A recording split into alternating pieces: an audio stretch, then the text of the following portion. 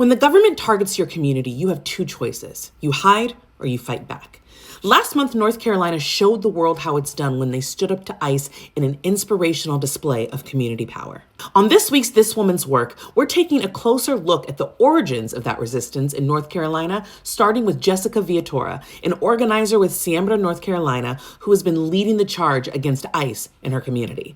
Jessica is a first-generation Latina of Salvadoran descent.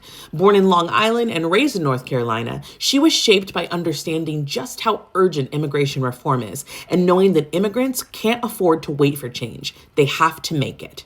She organizes with Siembra, North Carolina, a Latinx-led movement that started in 2017 as a community defense effort, with neighbors knocking on doors, families learning their rights, and people of the community refusing to let fear take over. Since then, Siembra has expanded across 8 counties, and not just with words, but with results. In the last 3 years alone, they've helped workers recover $380,000 in stolen wages, because exploitation doesn't get the last word when a community stands up for itself.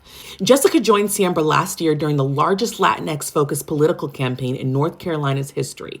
She watched her people organize, and she watched them win. She saw in real time the strength that rises when a community believes in its own power. And just a couple weeks ago, when CBP targeted North Carolina, Jessica didn't hesitate. She and her team mobilized thousands into community patrol groups. They reached out directly to affected families, shared safety plans, rights education, and resources. They trained over 200 businesses to become Fourth Amendment workplaces so that they can legally protect their workers, customers, and communities from unlawful ICE raids. Jessica's leadership is so important because it shows us that the power we need already lives within our own neighborhoods. And by using that strength, these Latinx leaders are reshaping what safety, power, and dignity look like in North Carolina.